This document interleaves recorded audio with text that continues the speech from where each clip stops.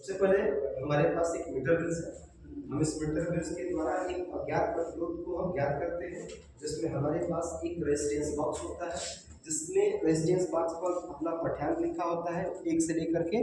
Resistance box range इसका है 1 से लेकर 500 तक है, जिसमें से जिस चाबी को आप निकालते हो उसमें से उसका रेजिस्टेंस होता है। जैसे हम 200 का निकाले हैं तो इसका रेजिस्टेंस 200 हो गया, हमने 200 को लगा दिया। अगर 5 का निकालेंगे तो 5 का रेजिस्टेंस बॉक्स हो गया। ठीक है, हमारे पास मीटर ब्रिज है। मीटर ब्रिज में ये एल शेप पट्टी कराती है, ये एक एल शेप पट्टी होती है, एक पट्टी को आई शेप पट्टी कहते हैं। एल शेप पट्टी में हम बैटरी को जोड़ते हैं, इधर एक एल शेप पट्टी में एक बैटरी के दूसरे ध्रुव को जोड़ते हैं। हमारे पास एक बैटरी है जो बैटरी 3 वोल्ट की है। ठीक है, आई शेप पट्टी में हमने एक गैल्वेनोमीटर को जोड़ा है, और गैल्वेनोमीटर में विक्षोभ दिखाता है जो 30 से लेकर के 30 तक है, बीच में 0 है। विक्षोभ 0 जैसे ही होगा हमारा, वैसे ही हमारा मीटर ब्रिज क्या हो जाता है, बैलेंस हो जाता है। अब हम सारा सर्किट हमने पूरा कर लिया है।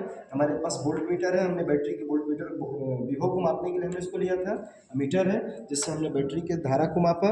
अब हमारे पास पूरा सर्किट पूरा हो गया। अब हम क्या करने वाले हैं कि हम प्रयोग करेंगे। जैसे ही हमारे पास जॉकी की व्यवस्था न होने पर हमने एक अपने तरफ से व्यवस्था किया है, और इसको जॉकी के रूप में हम प्रयोग कर रहे हैं। इस पर हम एक पॉलीथीन लगा दिया ताकि हमारे संपर्क से दूर रहे। अब हम इस पाठ्यांक के ऊपर इस जॉकी को रखेंगे। जिस बिंदु पर जॉकी रखने से जॉकी रखते ही अगर इसका विक्षोभ 0 हो जाता है, उस बिंदु के इधर वाले भाग को R रेजिस्टेंस कह देंगे, इधर वाले को S कहेंगे। एक हमारे पास P है और एक अज्ञात हमारे पास Q है, और हम मीटर ब्रिज को बैलेंस करेंगे। बैलेंस करके P/Q बराबर R बटा में S से हम एक फार्मूला को सिद्ध करते हैं, और अज्ञात प्रतिरोध को हम ज्ञात करते हैं। ठीक, जैसे आप देख सकते हैं, जैसे हमने रखा यहाँ पे इसका रेजिस्टेंस, इसका पाठ्यांक 0 नहीं हो पा रहा है, हम यहाँ पे रखे, इसका पाठ्यांक 0 नहीं हुआ।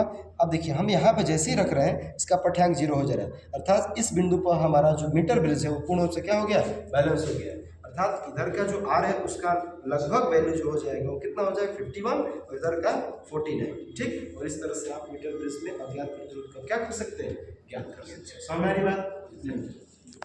हो गया।